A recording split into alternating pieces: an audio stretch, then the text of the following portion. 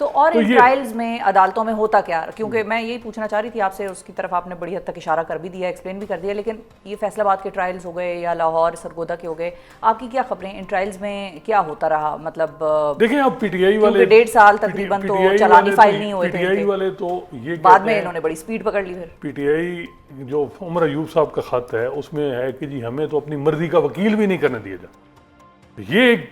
حالانکہ military court میں بھی یہ ہوتا ہے کہ جی اپنی مرضی کا وکیل کر لیں، تو دوسرا جی ایک کلوز پروسیڈنگ ہوتی ہے۔ اور چیف جسٹس صاحب کو ہی ایک اور خط بھی کل ملا ہے، جی کل ہی ملا ہے، وہ پی ٹی آئی قیادت کی طرف سے۔ وہی میں کہہ رہا ہوں، لیکن دیکھیں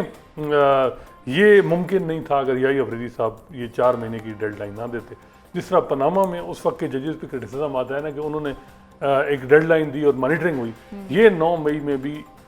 جو موجودہ سسٹم ہے اس کو شکر گزار ہونا چاہیے چیف جسٹس آف پاکستان یحییٰ افریدی صاحب کہ انہوں نے ایکسپیڈیشیس سے سارا کام کروایا،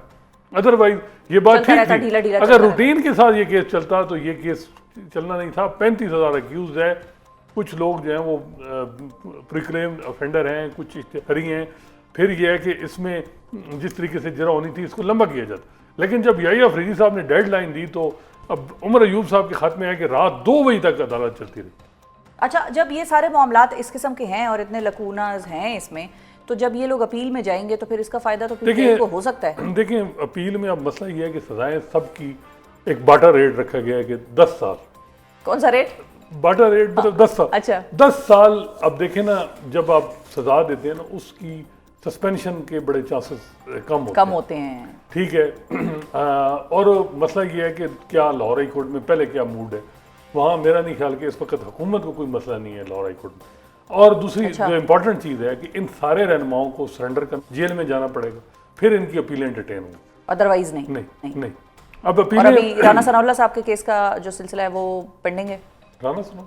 ہاں جی، رانا ثناء اللہ صاحب کے گھر پہ جو حملہ فیصل آباد میں ہوا، دیکھیں وہ بھی ہوگا، وہ حملہ کیس بھی تو آئے گا نا۔ بالکل، دیکھیں وہ ہے، لیکن اب مسئلہ یہ ہے کہ اس میں نا جو ایک ہے نا کہ 2 پولیس والے کہتے ہیں کہ جی ایک چکری میں بیٹھے تھے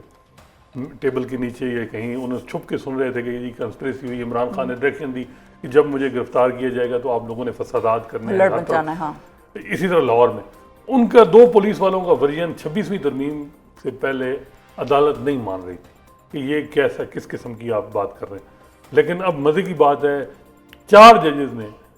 3 اینٹی ٹیررزم کوڈ کی عدالتوں نے اس جو ورژن ہے اس کو ایکسیپٹ کیا اور کنسپریسی کو مانا ہے۔ اور آج بلکہ عمران خان صاحب پہ بھی آبزرویشن آئی ہے، فیصل آباد والا جو آرڈر ہے اس میں لکھا گیا ہے کہ عمران خان صاحب نے جو کیا ہے، جو کنسپریسی انہوں نے کی اور ڈائریکشن دی، تو یہ انہوں نے اسٹیبلش کیا۔ اب اس میں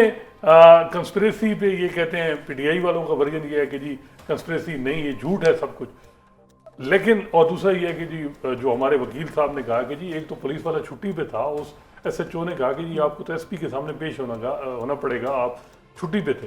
یہ وہ ساری چیزیں ہیں، لیکن وہ جب ججمنٹ دیکھی گئی تو اس میں کوئی چیز اس کا کوئی نہیں ہے، کاؤنٹر کوئی ورژن نہیں ہے اس طرح کا۔ تو میرا خیال ہے کہ سزائیں حکومت کامیاب ہو چکی کہ اس نے عدالتوں سے فیصلے لے لیے، لیکن اس پورے اگر آپ کچھ رہ گیا، کوئی چیز رہ گئی، دیکھیں اس میں الٹیمیٹ لوزر عدلیہ ہوئی ہے۔ جو عدالتی نظام ہے اس پہ لوگوں کا ٹرسٹ کافی زیادہ، یعنی اس پہ آئے گا، ٹرسٹ ڈیفیسٹ بڑھے گا، اور اعتماد جو ایک تھی نا وہ نہیں۔ اب یہ سمجھا جائے گا کہ جو پریس کانفرنس کر دے، جو پی ٹی آئی چھوڑ دے، وہ بے شک حملے میں فزیکلی ہو بھی تو وہ اس کی اکوٹل ہو جائے گی، اور جو ہے وہ پی ٹی آئی کے ساتھ ہے چاہے وہ نہیں بھی ہے تو اس کو سزا ہو جائے گی۔ یہ ایک تاثر بن رہا ہے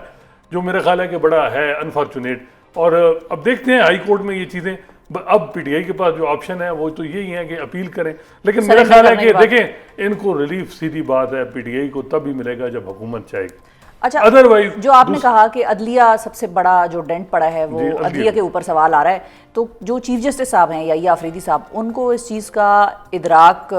تو ظاہر ہو گئی،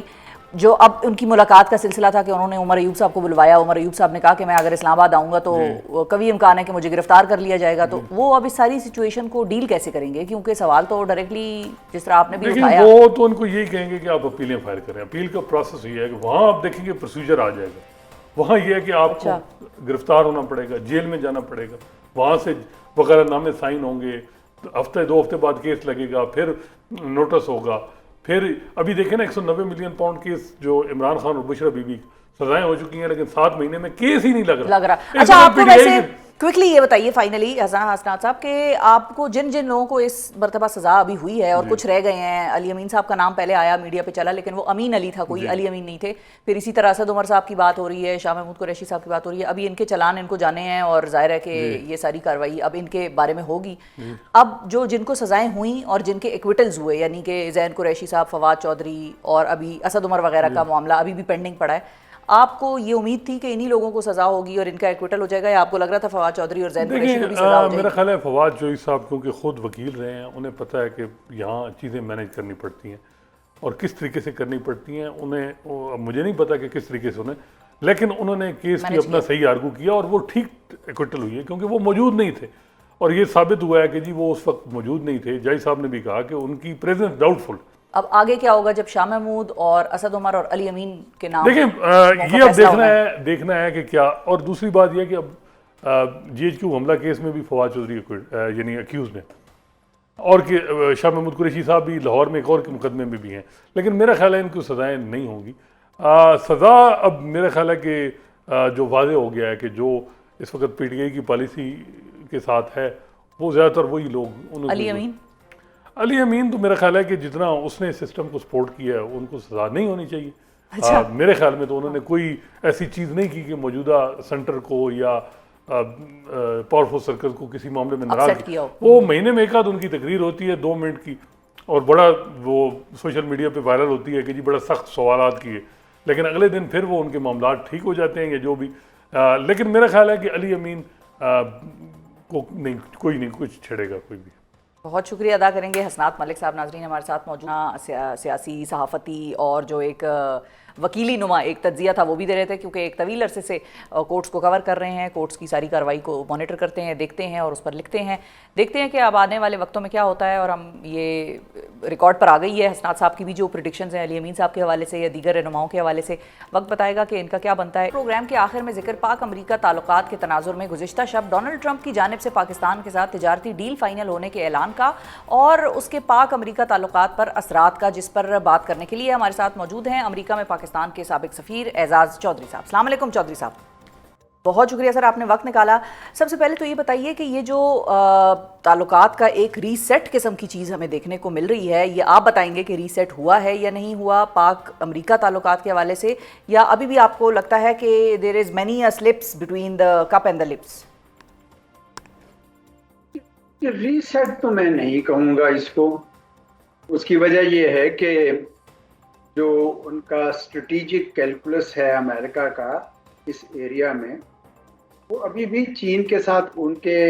کمپٹیشن کے ارد گرد ہے، اس میں ہندوستان ان کا پارٹنر ہے. اس وقت جو پاکستان کے ساتھ جو ظاہراً نوازشات نظر آ رہی ہیں وہ میرے خیال میں بڑی حد تک بھارت کو ایک پیغام امریکہ دے رہا ہے